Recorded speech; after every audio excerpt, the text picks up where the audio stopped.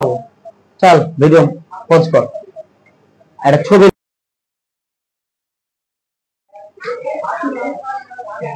আচ্ছা ইউপ্যাক নামকরণ দেখো শুনো ইউপ্যাক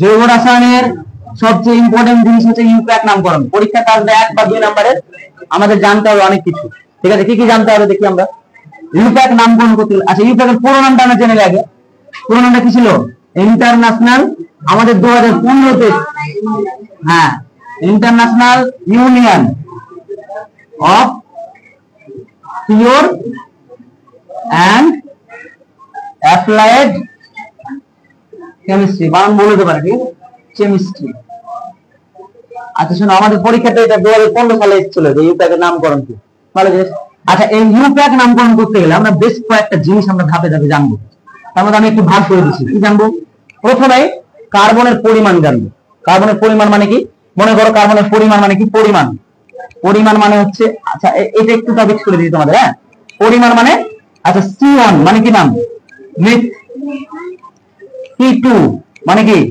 ইথ C3 মানে প্রোপ C4 বিউট এই নামটা খুব সুন্দর না C5 পেন্ট বা পেন্টা C6 কি নাম ছিল হেক্সা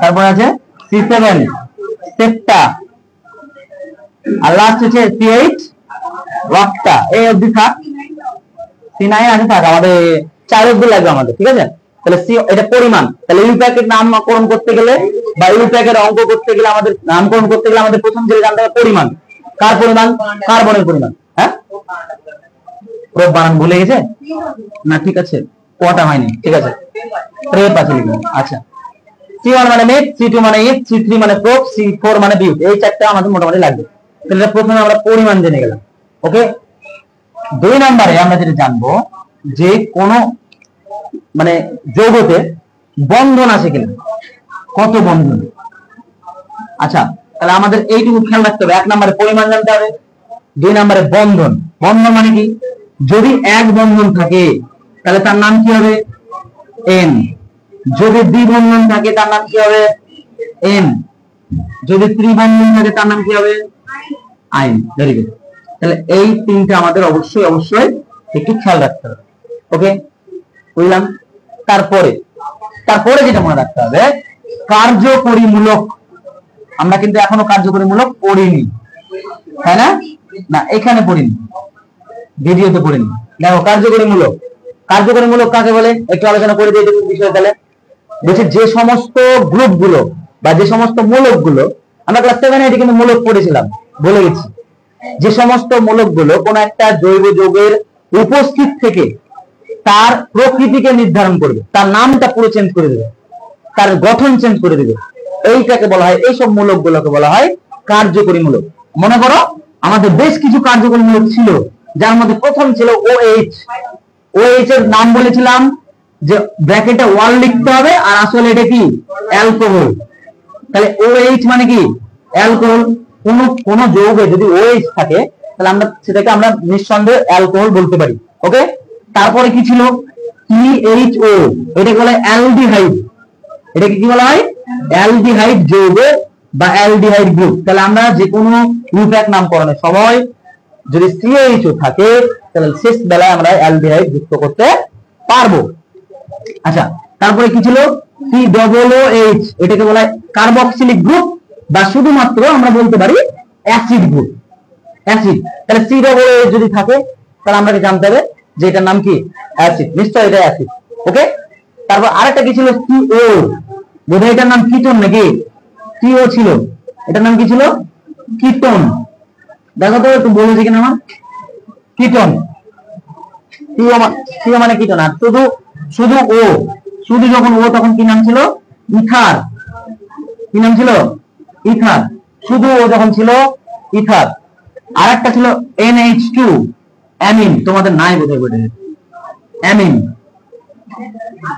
NH2 আছে বেশ অ্যামিন তাহলে এই কয়টা কার্যকরীমূলক আমাদের একটু নামটা মনে রাখতে হবে ওকে নামটা কি রাখবো মনে রাখবো আচ্ছা আর কিছু লাগবে কিনা এটাকে হ্যাঁ আরেকটা জিনিস যে আমরা শেষ বেলা না, এটা প্রথমেই ছিল যে আমরা কার্বনকে ডান দিক থেকে, আচ্ছা লিখে দিচ্ছি এখানে, কার্বনকে আমরা ডান দিক থেকে কার্বন কি গণনা করতে হবে, এটা প্রথমে বলা উচিত ছিল। তাহলে ইউপ্যাক নামকরণ করতে গেলে প্রথমেই ডান দিক থেকে কার্বনের পরিমাণটা আমরা 1 2 3 করে গুনবো। গোনার পরে আমরা দেখবো যে কার্বন কয়টা আছে, হলো তার নাম লিখবো। তারপরে দেখবো যে বন্ধন কোথায় আছে, লিখলাম বন্ধন কোথায় আছে। তারপরে দেখবো যে আমাদের কার্যকরী মূলক আছে কি নাই। ঠিক আছে, তাহলে আমি এই যে বোঝালাম এটার ভিত্তিতে আমি একটা তোমাদের বোঝাচ্ছি। দেখো এরকম টাইপের একটা কোশ্চেন আছে, যেমন এখানে,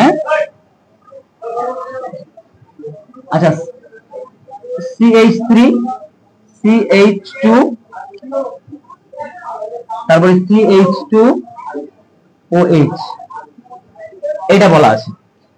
এটা তোমাদের বলেছে ইউপ্যাক নামকরণ করো। এটা তো পেরে যাওয়া সহজে। কি করব, তাহলে প্রথমে ডান দিক থেকে কার্বন গণনা করতে হবে। ডান দিক থেকে কার্বন গণনা মানে 1 2 3 হলো। তাহলে 3টে তার মানে কি নাম, 3টে তার মানে নাম লিখে নাও, প্রোপ। কি লিখলাম, প্রোপ। তাহলে দেখো এখানে 3টে কার্বন প্রোপ। তারপরে দেখবো যে কার্বন কার্বনে এক বন্ধন আছে না দ্বি বন্ধন আছে, ত্রিবন্ধন আছে। এক বন্ধন মানে কি, N, এক বন্ধন মানে N, তাহলে প্রোপ যুক্ত N হয়ে গেল। তারপরে দেখবো যে OH যেখানে আছে, OH কত নাম্বার কার্বনে আছে, 1 নাম্বার। OH এর আসল নাম কি, ওয়াল। OH এর আসল নাম কি, ওয়াল। তাহলে 1 নাম্বারে যেহেতু আছে তাহলে 1 ওয়াল। বলো কারো কোনো অবজেকশন? কেউ আবার করতে পারে যে 1 নাম্বার OH আছে তো প্রথমে লিখলো 1 ওয়াল, 1 ওয়াল। ঠিক আছে, তাহলে অ্যাকচুয়ালি এটার নাম কি হলো, প্রোপানল। কি নাম হয়ে গেল, প্রোপেন যুক্ত 1 ওয়াল। তাহলে 1 প্রোপানল, 1 প্রোপানল বা শুধু প্রোপানলও বলা যেতে পারে, কোনো অসুবিধা নাই। ঠিক আছে, তাহলে আমরা কি লিখে দেবো, প্রোপানল। আচ্ছা 1 লিখে দিলাম আগে। এটা হয়ে গেল আমার ইউপ্যাক নামকরণ। অবশ্য ক্লিয়ার হয়েছে সবার মোটামুটি? ঠিক আছে তো, তাহলে এখন পাচ্ছি না কেন,